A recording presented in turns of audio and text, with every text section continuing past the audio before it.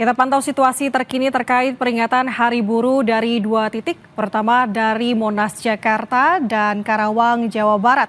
Kita akan ke Monas terlebih dahulu bersama dengan jurnalis Kompas TV Niputu Trisnanda dan juru kamera Febri James. Selamat pagi Putu, bagaimana situasi saat ini di sana? Apakah sudah terlihat adanya massa yang sudah berdatangan di sekitar Anda melaporkan saat ini? Selamat pagi Nanda dan juga saudara, baru saja ini mulai terlihat ada aktivitas yang terjadi begitu di kawasan Silang Monas.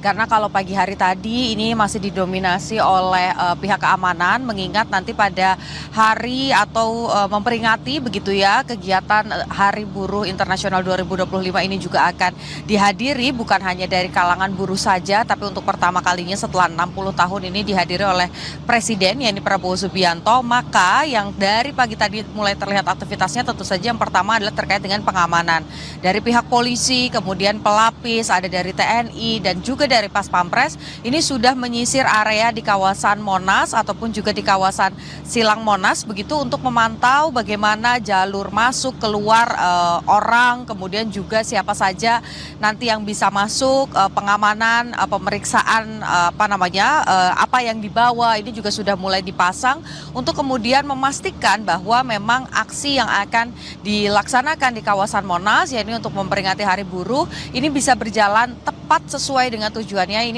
menyampaikan aspirasi-aspirasi dari para buruh. Selain itu, tadi juga kami lihat ini bukan hanya polisi saja yang kemudian melakukan koordinasi ataupun juga melakukan apel begitu, tapi tadi juga dilakukan koordinasi antara polisi dan juga simpul-simpul buruh dari serikat-serikat pekerja begitu yang kemudian diminta untuk ikut membantu mengatur flow atau pergerakan dari buruh-buruh yang nanti akan ikut dalam aksi ataupun juga dalam peringatan Hari Buruh Internasional 2025. Bagaimana nanti kemudian para buruh ini masuk lewat pintu yang mana, kemudian setelah turun baik itu dari kendaraan bus ataupun juga roda 4 dan juga roda 2 parkirnya di mana, kemudian nanti arah masuknya lewat mana. Ini diminta bantuannya dari polisi tadi disampaikan pada simpul-simpul federasi ataupun juga buruh begitu untuk kemudian membantu menginformasikan rekan-rekannya yang nanti akan datang untuk masuk ke area dalam. Dan jika nanti misalnya di area dalam ini juga sudah penuh begitu dan nantinya membludak atau lebih dari angka yang sudah diprediksi, ini juga sudah disiapkan area supaya para buruh yang kemudian datang pada hari ini ke kawasan Monas ini tetap bisa mendengarkan apa kemudian yang disampaikan oleh Presiden Prabowo Subianto, karena nanti akan ada sesi khusus di mana selain mendengarkan aspirasi nanti juga akan ada pidato yang disampaikan oleh Presiden secara langsung. Setidaknya ada 6 tuntutan Nanda dan juga saudara yang akan disiapkan begitu atau yang akan diserukan dalam peringatan Hari Buruh Internasional 2025 di Silang Monas. Tentu saja ini pertama adalah bagaimana kemudian Omnibus Law ini tidak lagi digunakan sebagai acuan hukum karena ini sudah dinyatakan inkonstitusional oleh Mahkamah Konstitusi, sehingga harapannya revisi ataupun juga Undang-Undang Ketenagakerjaan yang diimplementasikan kepada buruh ini nantinya akan lebih mengacu pada Undang-Undang Tenaga Kerja nomor 13 tahun 2003 yang dinilai oleh federasi-federasi buruh ini lebih berpihak pada para ataupun juga kinerja buruh begitu ya.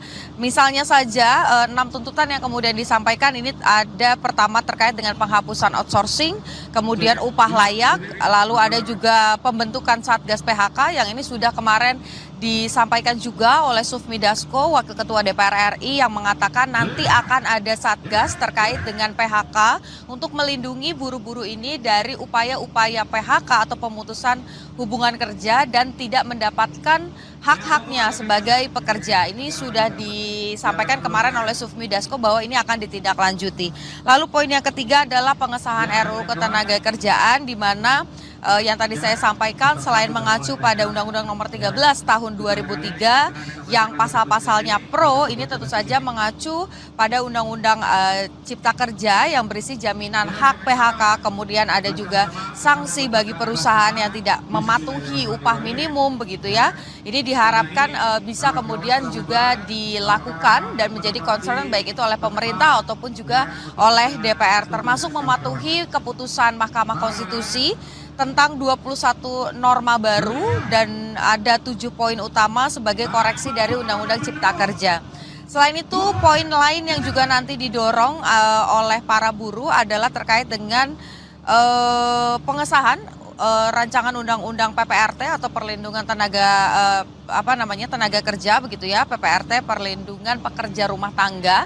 Ini diharapkan ada upah yang layak, jam kerja yang layak, kemudian juga tentu saja perlindungan agar tidak ada aksi kekerasan ataupun juga hal-hal lain yang tidak diinginkan. Ini harapannya segera disahkan terkait dengan PPRT, dan terakhir adalah terkait dengan perampasan aset karena salah satu concern utama para buruh yang kemudian hadir di Silang Monas ataupun juga di seluruh Indonesia inilah harapannya adalah untuk kemudian menghilangkan korupsi supaya upah minimum ini bisa diberikan, kemudian juga tidak ada hal-hal yang menyimpang di perusahaan sehingga mereka bisa bekerja dengan baik. Kita masih menantikan, ini sudah mulai ada rombongan begitu ya, beberapa federasi yang diperbolehkan untuk masuk ke area dalam, nanti masih dibuka sampai dengan siang hari. Ada sejumlah wilayah lalu lintas ini yang harus dihindari khususnya di kawasan Monas ataupun juga di sekitarnya. Jadi masyarakat yang ingin beraktivitas diharapkan atau dihimbau untuk menghindari area Monas karena memang aksi ini akan melibatkan ribuan buruh baik itu dari Jakarta, Tangerang, Bekasi dan juga Jawa Barat. Nanda. Setidaknya tadi ada kawasan yang harus menjadi perhatian juga khususnya di sekitar Monas untuk pagi hari ini, dan sudah ada pergerakan kalau di Monas saya lihat dari gambar Anda Putu. Nah, dari Monas Jakarta kita akan beralih ke Karawang Jawa Barat, sudah terhubung juga bersama dengan kami Adi Wahadi dari Karawang. Adi, kalau di sana pagi hari ini seperti apa pantauannya? Apakah sudah ada pergerakan massa dari Karawang menuju ke Jakarta atau seperti apa?